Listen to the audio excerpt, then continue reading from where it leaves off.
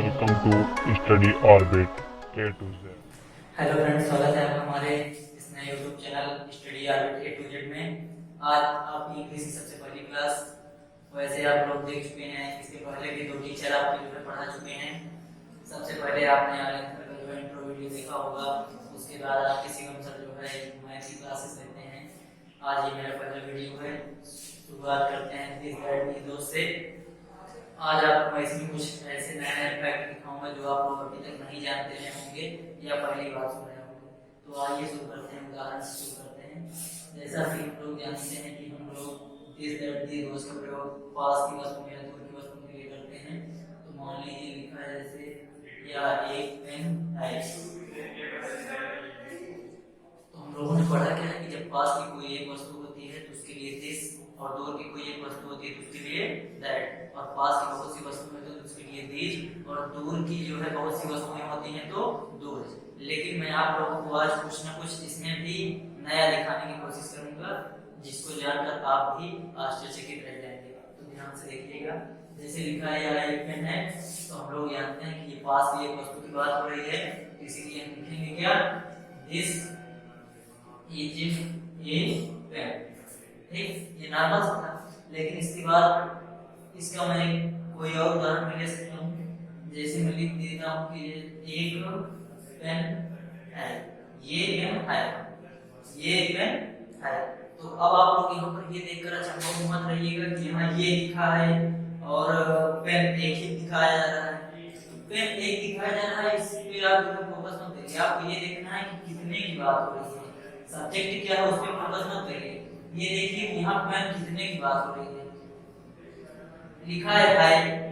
जब भाई लिखा रहता है तो हम क्या देखते हैं कि जो है एक की बात होती है, और जब भाई लिखा रहता है तब बहुत की बात होती है। इसको इस तरह समझने की कोशिश कीजिए। जैसे मैं बोल रहा हूँ ये पेन है, तो ये एक की बात हुई। लेकिन अगर मैं कह दूं ये पेन है, मतलब बहुत से पेन की बात हुई।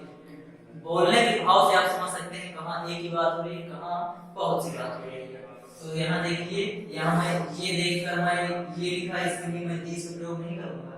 मैं यहाँ पर ये के लिए भी दिस का प्रयोग करूंगा, क्योंकि यहाँ पेन कितने की बात हो रही है, एक पेन की बात हो रही है। इसका ट्रांसलेशन क्या बनेगा, दिस इज ए पेन। या आप इसमें ए ना लगाएं तब भी चल जाएगा, लेकिन जब हमें पता है कि एक ही पेन की बात हो रही है तो हम ए लगा सकते हैं, इसमें कोई गलत नहीं है। अब अगला उदाहरण देखिए, जैसे वह एक गाय है। इसका ट्रांसलेशन क्या बनेगा, that is a cow. Simple सा है, आप लोग समझते हैं। लेकिन इसमें भी आपको कुछ नया देखने को मिलेगा। जैसे अगर मैं उदाहरण कुछ बदल दूं या इसमें कुछ परिवर्तन ला दूं, जैसे देखिए वह एक गाय, जैसे हम लिखूं वो गाय है, वो गाय है। तो मैं क्या देख रहा हूँ, गाय एक ही है, क्योंकि यहाँ है लिखा है, मैं तो लिखा नहीं। बोलने के बाद आप समझ सकते हैं कि इसमें कितने गाय की बात हुई है, एक गाय की बात हुई है। इसलिए मैं क्या ट्रांसलेशन लिखूंगा, दैट इज ए काउ। या मैं ए ना लगाना चाहूँ तो नहीं भी लगा सकता हूँ, लेकिन मुझे पता है कि एक गाय की बात हुई तो मैं ए लगा सकता हूँ। सिंपल सा टॉपिक है दिस दैट का। इसके बाद आप लोग दीज दोस्त को थोड़ा सा समझिए। जैसे आपके लिए पहला उदाहरण मान लीजिए, लिखा है ये पेन है, लिखा है ये पेन है। तो मैं क्या देख रहा हूँ, पेन है। यहाँ पर क्या आ रहा है, मतलब बहुत से पेन की बात हो रही है, इसीलिए मैं यहाँ पर क्या लगाऊंगा, दीज। क्या लगाऊंगा, दीज। और मैंने यहाँ पहले से ही लिख रखा है कि दिस दैट के साथ दीज और दीज दोनों के साथ आर को हमें हेल्पिंग वर्ब लगाना है। These are pens, these are pens. ठीक, लेकिन मैं इस उदाहरण में थोड़ा सा परिवर्तन ला दूं, या थोड़ा सा ये कहिए कि मैं थोड़ा सा इसकी जो रूपरेखा बदल दूं, तब आप देखिए कैसे होता है। जैसे मैंने लिख दिया यहाँ पेन है, मैंने क्या बताया है कि आपको इस सब्जेक्ट को नहीं ध्यान देना है कि ये क्या लिखा है, आप ये देखना है कि कितनी वस्तुओं की बात हो रही है। यहाँ देखिए मैं लिखा है, इसका मतलब बहुत से जो है पेन की बात हो रही है। हमें यहाँ ये नहीं देखना है कि यह लिखा है, यह देखने में गलत हो जाएगा। हमें वाक्य के भाव को समझना है कि वाक्य में जो है कितने की बात हो रही है। जब एक की बात होगी तभी हमें दिस दैट लगाना है, जब एक से ज्यादा की बात होगी तब हमें क्या लगाना है, दीज या दोज। तो यहाँ एक से ज्यादा की बात हो रही है क्योंकि हाई लिखा है, तो हाई लगाने का मतलब ही हो गया कि एक से अधिक की बात हो रही है। तो क्या लिखेंगे, these are pens। ठीक, सिंपल सा टॉपिक था। इसके बाद देखिए एक दो और उदाहरण देखते हैं। जैसे लिखा है कि वह गाय हाय, क्या लिखा है, वह गाय हाय, यहाँ पर हाय नहीं लिखा है, यहाँ पर लिखा है हाय।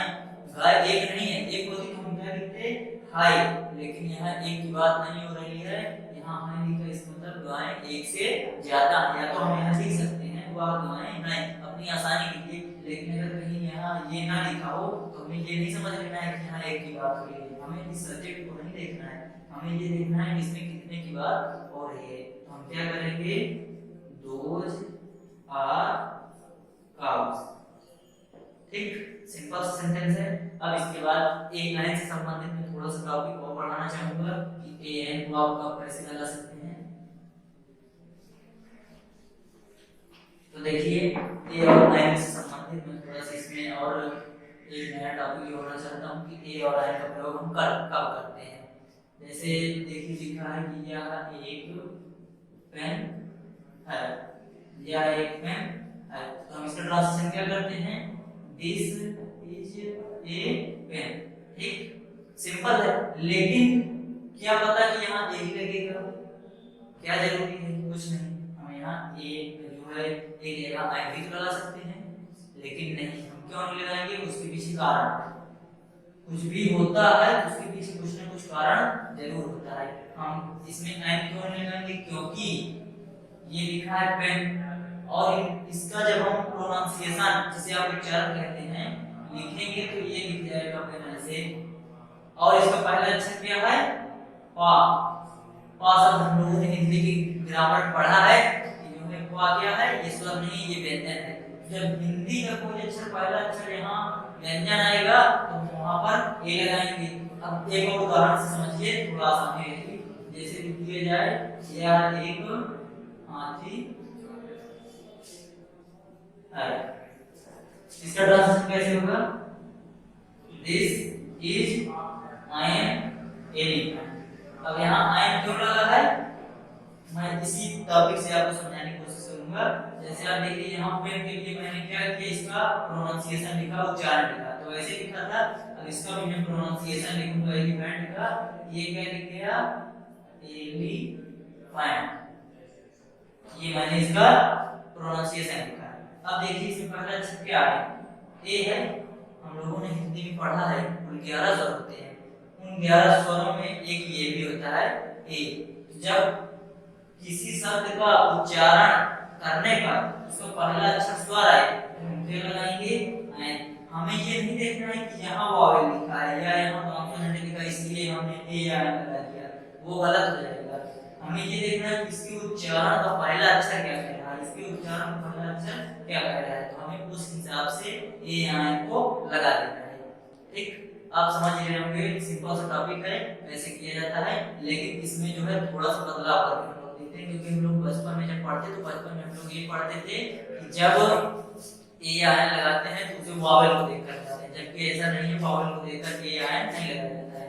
हमें क्या करना है, शब्दों के उच्चारण को देखना है, उच्चारण में क्या कहा जा रहा है, उच्चारण का अगर पहला अक्षर आपका स्वर है, जैसे इसमें था ए, ये स्वर है तो क्या लगेगा, एन, और अगर व्यंजन है पहला अक्षर तो क्या लगेगा, ए लगेगा। तो इस टॉपिक को आप हमेशा याद रखिएगा। इसके बाद थोड़ा सा और इसमें आगे एक दो उदाहरण समझते हैं। जैसे लिखा है, वह एक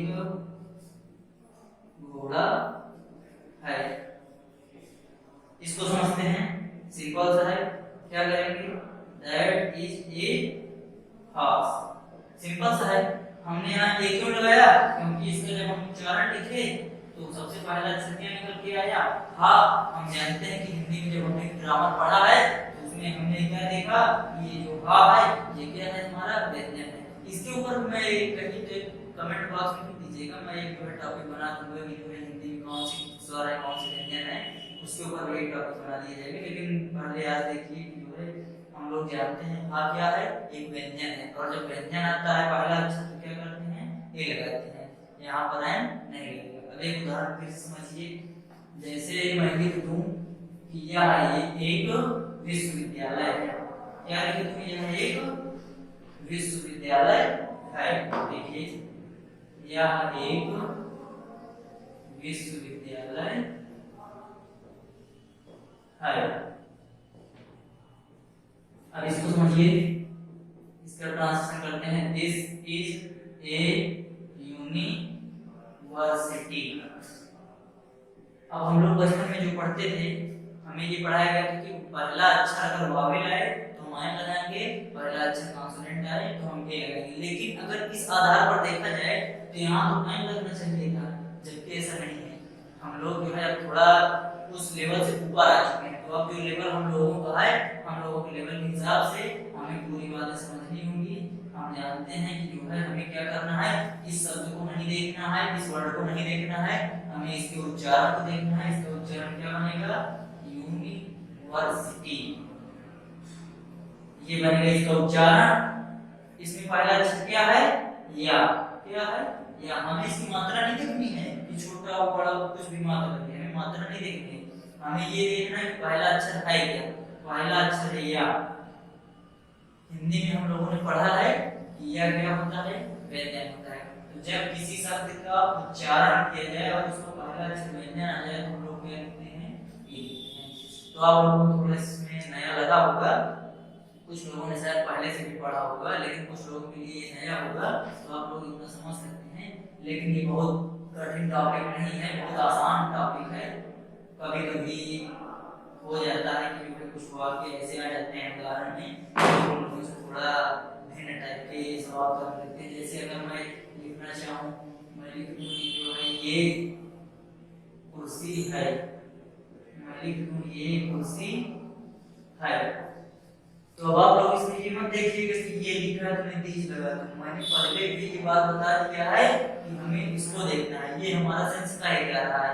ये हमारा सेंस कह रहा है कि यहाँ पर बिंदी के मतलब ये हाई लिखा है, और जब हाई लिखा जाए या बोला जाए तो उसका मतलब वहाँ एक ही बात होती है। और जब पास किसी एक वस्तु या जीवित प्राणी की बात हो तो हम दिस लगाते हैं, दूर की किसी एक वस्तु या जीवित प्राणी की बात होती है तो दैट लगाते हैं। तो हम क्या लगाएंगे, दिस, और दिस के साथ सहायक क्रिया क्या लगती है, इज। उसके बाद ए चेयर हम लिख सकते हैं, क्योंकि हमें पता है कि एक ही कुर्सी की बात हो रही है। तभी हमने यहाँ दिस लगाया, यहाँ इज लगाया, तो हम यहाँ ए भी लगा सकते हैं। अब देखिए कुछ और उदाहरण देखते हैं। जैसे कर दिया जाए, यह भैंस है। क्या लिखा है, यह भैंस है लिखा है। तो हम लोगों को ये देखना है, नहीं देखना है। देखना क्या है, हाय। यह नहीं देखना है, देखना क्या है, हाय। तो हाय देखकर हमें क्या पता चलता है कि यहाँ एक की नहीं बहुत सी भैंसों की बात हो रही है। तो हम इसका ट्रांसलेशन क्या करेंगे, जब पास की बहुत सी कोई वस्तुएं हो या पास में जो है कोई बहुत सजीव प्राणी हो तो हम क्या लगाते हैं, दीज। दीज, इसके साथ सहायक क्रिया हमारी क्या लगती है, आर। डी आर, भैंस की मीनिंग आपको पता ही होगी, B U double F A F O. बहुत सी भैंसें हैं, बफेलोज। डी आर बफेलोज, या भैंस है। या हम आसानी के लिए लिख सकते हैं, या भैंसें आसान हो जाएगा। लेकिन कभी कभी पूछने वाले ऐसा भी पूछ सकते हैं, जरूरी नहीं कि हमेशा आसान टॉपिक ही। तो इतना आप लोगों को समझना चाहिए। अब इसके बाद थोड़ा सा और इसमें और बढ़ते हैं। जैसे लिख दिया जाए, ये अंडा है। आप लोग क्या देख रहे हैं इसमें, इसको देखकर हमें नहीं चलना है, हमें इसको देखकर चलना है। इसके आधार पर हम क्या कह सकते हैं कि यहाँ सिर्फ एक ही बात हो रही है, तो हम क्या लिखेंगे, दिस इज एग। लेकिन जब हमें पता है कि सिर्फ एक ही बात हो रही है तो हम ए यहाँ भी लगा सकते हैं। तो हम लगाना चाहें तो यहाँ ए लगाएंगे, लेकिन ए नहीं लगेगा, एन लगेगा। क्यों, क्योंकि हमने इसके लिए पहले से ही आपको बता दिया है कि हमें इस शब्द का उच्चारण देखना है। इसका उच्चारण क्या है, एग। इसका पहला अक्षर क्या आएगा, स्व। जब किसी शब्द का उच्चारण करने पर पहला अक्षर स्वर आए तो हम लोग क्या लगाते हैं, एन लगाते हैं। इसका ट्रांसलेशन क्या बनेगा, दिस इज एन एग। आप लोगों को समझ में आ गया होगा कि दिस दैट दिस दोस्त टॉपिक कैसे करना है या ए एन कैसे लगाना है। तो आज के लिए बस इतना ही, अगले टॉपिक में फिर कुछ नया लेके आएंगे। धन्यवाद।